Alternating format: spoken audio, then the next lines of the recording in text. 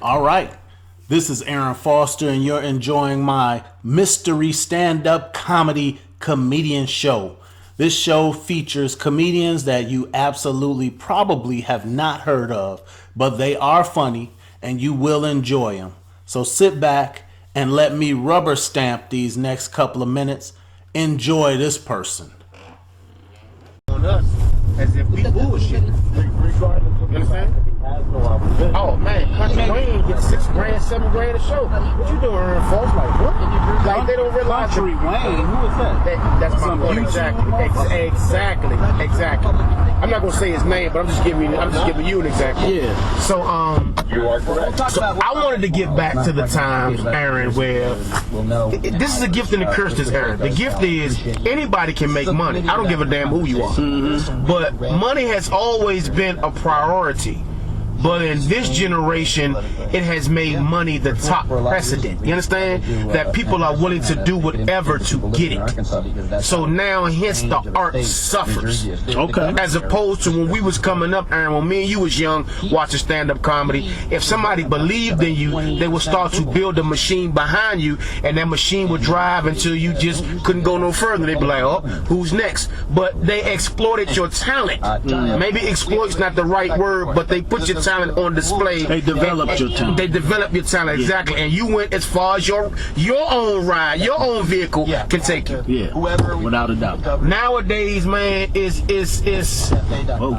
like red. Nowadays, man, it's how many numbers you got? How many? I understand the business aspect of can you get asses and seats, but what was y'all doing before social media come along? Right. This motherfuckers who got a video or who suck somebody's dick on TV or something like that. Let's get back to that. But then they want to step into stand-up because they figure that's a way to make money because I can bring people into the venue, but I don't have any talent. I understand it. But that hurts Aaron Foster. That hurts Lawrence Owens. Yeah. You know what I'm saying? So now I got to kick out 10 stacks to go get Netflix without a true understanding that I'm going to get a return on my investment. If not, then it's like oh well. Fuck a oh well. Right. I'm talented enough that if I came up in that era, then the vehicle would have been built behind me.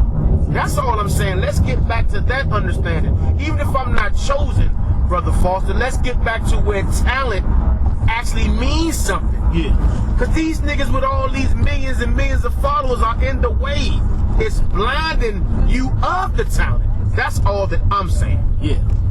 And I've seen it where what happens is the audience also suffers. Who's the most important person? So they pay they $25 or even $40 or $50. They come and, like you said, cowboy dickhead who packs it in, does 45 minutes of throw up and dookie. Exactly. And then they like, stand up is all right, but it ain't, $40 all right.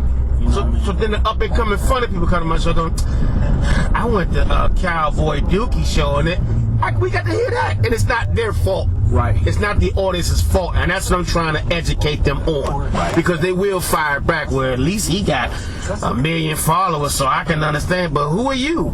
Yeah. And nobody got time to listen to you tell the history of comedy. Well, in comedy, nobody want to hear that shit. And I understand that. I'm not mad at them for that. But everybody ain't going to be inclined, Brother Foster, to be like, oh, so overnight sensation in about 15 years. It takes about 18. Nobody want to hear that shit. Yeah, man. You're right. How to incorporate your business. Let's just get back to the days of when your talent, because in that case, Brother Foster, now everybody is on an even keel. It's 0-0. Yeah, Duke might slaughter Chicago, Illinois, but before they threw that ball in the air, 0-0. I'd rather take my chances with that. I know I'm going against the Duke Blue Devils, but I would take my chances of 0-0. Then understanding that I don't have a chance at all because they done made my goal bent a certain way, you know what I'm saying, or it's too much smaller. No, I ain't even gonna play. I'm not, because I don't even have a chance. The ball ain't gonna ever go in. Yeah, I done thought all this shit out, Brother Foster. I'm for real about this, man. Even if I don't, but as long as we get the opportunity for 0-0, that's all I add. Let's get back to those days. That's all I ask, man. Yeah, I don't think there's no going back behind, man. It's just that I think also what Maybe we do. readjusting it? I mean, Okay. let me say, Okay. what we do is such a vicious and terrible fucking game that it's gonna weed that shit out because dudes are gonna go do their show. They're gonna get 50. They're gonna get 3 million followers on Instagram. They're gonna do a show, and the show gonna be booty, and then the audience ain't gonna come back. Now the problem is we got to continue to create shows and create other things that eventually they'll walk into, and then we can show them what stand-up comedy is about. Okay. Laughing. Okay. You know what I'm saying? Because other than that, it ain't gonna never go back. Because the money ain't there. That's why dudes like Bob Sumner and what's the old boy that used to own Fat Farm, Def Jam. That's why Russell Simmons. Yeah, Russell Simmons. That's why they ain't really doing it no more. Because it's hard to sell that shit, and ain't nobody perfectly buying it the way they was in '92. It ain't as easy to do a Def Jam tour. Well, the new people aren't getting the following like the old people did, in my opinion. Okay. You know what I'm saying? That's what I think. It's hard to develop some new big giant names. Just think about this. It's motherfuckers that made it off them 94 to 89 Def Jams that's still making money. Bruce, Earthquake, them cats are still making money. But Comic View didn't really create that vehicle like Def Jam did. And then it fizzled out even after that. Like in the last 3-4 years, ain't nobody making money like they used to. Unless you out here supermarketing yourself and showing up everywhere, sort of like what you doing, man. Which I really have, I watch you and I say, man, that dude going through whatever you're going through to get this shit done. You know what I'm saying? I'm looking like, how the fuck is this nigga getting all the way to North Carolina, South Carolina, Alabama? You know what I mean? On the budget that we dealing with. Yes. You know what I'm saying? So I'm like, okay, well, Lawrence doing it. You know what I'm saying? You sacrificing. So I respect all of that shit. I respect it. And you got kids. You know what I'm saying? So I respect all of that. And I see it, and I acknowledge it. Thank you, brother. So I know when you see some of these other motherfuckers, I don't even really know their names, but I know it's some of them internet dudes, like Ducks, something. You ever seen that dude? He do like a Greek thing where and he get followings, and you know. He be wearing a blue shirt. He tall, brown skin. No, I don't know. He kind of short, but he'll like put on a dress and make fun of the AKs or make fun of Zetas or whatever. Well, these dudes are doing shows. They actually, like when the black Greeks do a show somewhere, like the Qs throw a show, they'll hire him to be their host. And I'm not sure how he pulls it off. Probably get about 5-6 racks, brother Foster. Oh, for sure. He getting his money. I mean, and I respect that part of it. I just know that stand up, I ain't seen him do the whole shit. I seen little clips of it. But it's, he come out and I think he even probably have video. So he's like, yeah, y'all having a good time? Watch this video. You know what I'm saying? And shit like that. And that, to me, that's cool if you got some stand up in there too. Or some, if you got some heat, but we come from a different generation. We come from watching motherfuckers like Corey Holcomb, you know what I mean, who stand up there and make motherfuckers gasp for air, killing them. And even Hollywood has even chipped off some of the edges of Corey.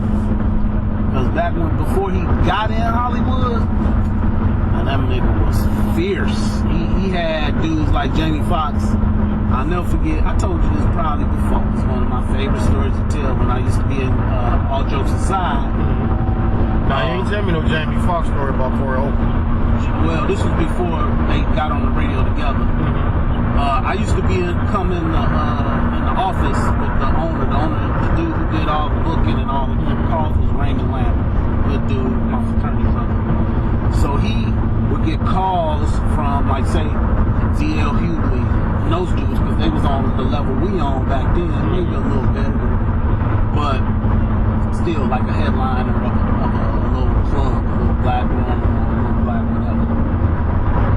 And they would be like, okay, tell me who you gonna have as my feature. And ain't none of them motherfuckers want Corey to be their feature. They didn't want Tony Schofield to be their feature. And they damn sure didn't want Kenny Howe to be their feature. Which I don't know if you remember all three of them niggas. But Yeah, I do. they was, at that time in their city, those three dudes was hard to fuck. They used to destroy Chicago. Man, I mean, have headliners, have niggas watching the headliner like, damn, they Right. probably should have let Tony close this out, because this nigga ain't really. And then, but you know, the pros would come and do it. Because they would pick it up. Some of them, you know, be able to handle it. But a lot of them, man, they would just be like, no, we won't. And then pick other motherfuckers. You know what I'm saying? That wasn't Corey Hope. Which I give respect. I ain't trying to hold his dick. The nigga's a great comedian. What, so Jamie said he ain't want Corey as a Jamie Foxx was one of the cats who would pick his features. You know what I mean? Tommy Davidson, legendary. Tommy I Davidson. don't like no heat now. I done learned that. He put me off of shit. Man, he don't like no heat. Nah, he won't have nobody in front of him that's like strong. You don't play that shit. Just them types. And you had also Mike Epps used to. They didn't want Mike Epps to be their feature. And then he started blowing up to be the headliner anyway. But he started off like he'd been in Chicago as just like me and you. But he used to fuck with like Marlon and them cats. D-Ray, them dudes. He'd come kick it with them. Why hasn't Marlon Mitchell ascended to a higher level? Marlon Mitchell, I mean, I think one